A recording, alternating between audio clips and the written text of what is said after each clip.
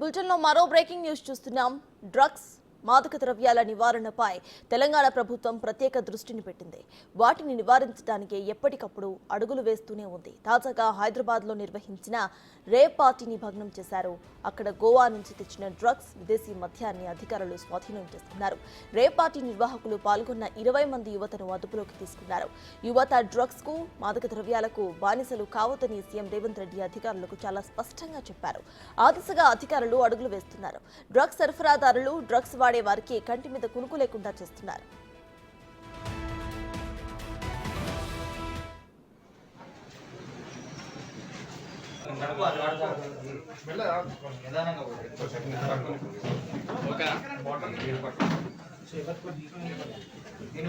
Hyderabad శివారులోనే rape పార్టీలు నిర్వహించేవారు. అక్కడ పోలీసుల తనిఖీలు ముమ్మరమయ్యాయని భావించి వాళ్ల ప్లాన్ చేంజ్ చేశారు. ఇంకా సరిహద్దులో నిర్వహించడం కన్నా నగర నడిబొడ్డున రేప్ పార్టీలు నిర్వహించడం కరెక్ట్ అని అనుకున్నారు వారు. అదే ప్లాన్తో Madhapur hitech city cyber towers దగ్గర రేప్ పార్టీ చేసుకునేందుకు సిద్ధమయ్యారు. కానీ రేప్ పార్టీ నిర్వాహకులు పప్పులేమీ ఉడకలేదు. అటు రేప్ పార్టీ విషయం తెలుసుకొని ఎస్టీఎఫ్ పోలీసులు దాడులు చేసి వారి ఆట కట్టించారు.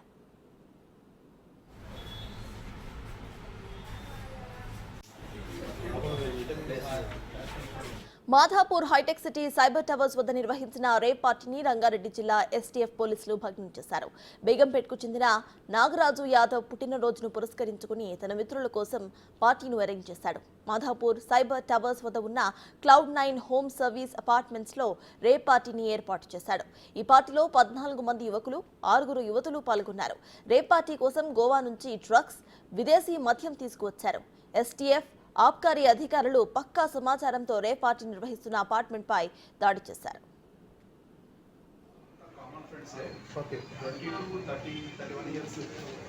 రేప్ పార్టీలో పట్టుబడ్డ వారి నుంచి మొత్తం 1.25 లక్షల నగదు విలువ చేసే విదేశీ మద్యం, 1 గ్రాము కొకైన్, 2 గ్రాముల MDMA డ్రగ్, ఇక 0.68 గ్రాముల ఓజీ కుష్ డ్రగ్స్ ను స్వాధీనం చేసుకున్నారు. అలాగే ఇన్నోవా క్రిస్ట్ వాహనాన్ని సీజ్ చేశారు.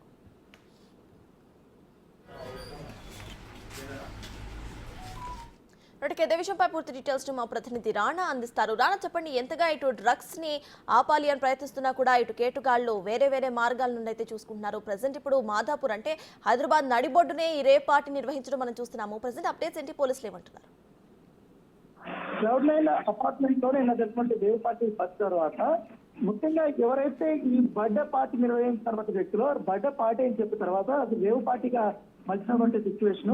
వెంటనే నాగరాజ్ యాదవ్ అని పోలీసులు అదుపులోకి తీసుకున్నారు. అతను విచారించిన తర్వాత గోవా నుంచి ఇప్పుడు దాదాపు కొకైన్ 1 గ్రామ్, MDMA 2 గ్రామ్స్ కానీ ఓజీ వచ్చి 0.84 గ్రామ్స్ తీసుకున్నట్టుగా అతను ఒప్పుకున్నారు. దాంతో పాటు ఎస్టీఎఫ్ పోలీసులు అక్కడికి వెళ్ళిన తర్వాత లిక్కర్ దాదాపు 12 బాటిల్స్ ఉన్నాయి. దాంతో 11 డిఫరెంట్ బ్రాండ్స్, అన్ని అంతర్జాతీయ బ్రాండ్స్ ఉన్నటువంటి పరిస్థితి.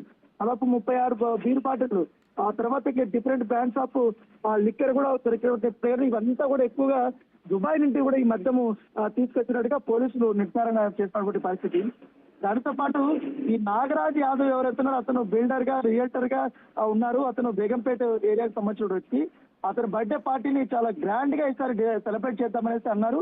దాంతో పాటు 20 మంది ఫ్రెండ్స్ ని దాంట్లో పెట్టారు. దాంతో 14 మంది మేల్స్, తర్వాత 6 మంది ఫీమేల్స్. వీళ్ళందరూ కూడా ఎక్కువ అధిక శాతం హైదరాబాద్ లో వివిధ ఇంజనీరింగ్ కాలేజీలకు చెందినటువంటి విద్యార్థులుగా పోలీసులు చేర్చడం నేపథ్యంగా పడుతుంది. ఎందుకంటే ఇంజనీరింగ్ కాలేజీకి సంబంధించిన యువతులు ఈ నాగరాజు యాదవ్ సంబంధించిన పార్టీలోకి ఎందుకు పాల్గొన్నారు, దీనికి ఏం చెప్పి తీసుకొని వచ్చారు, వీరికి డ్రగ్స్ గతంలో ఏమన్నా అలవాటు ఉందా అన్న దానితో కూడా పోలీసులు విచారణ చేస్తున్నారు. అయితే వీరికి ఆల్రెడీ డ్రగ్ డిటెక్టివ్ టెస్ట్ కూడా రాసి చేశారు. కానీ కొంతమందికి ఇంకా రిజల్ట్ రాలేదు కాబట్టి కొంతమందికి మాత్రం పాజిటివ్ వచ్చినట్టుగా మనకు సమాచారం అవుతుంది.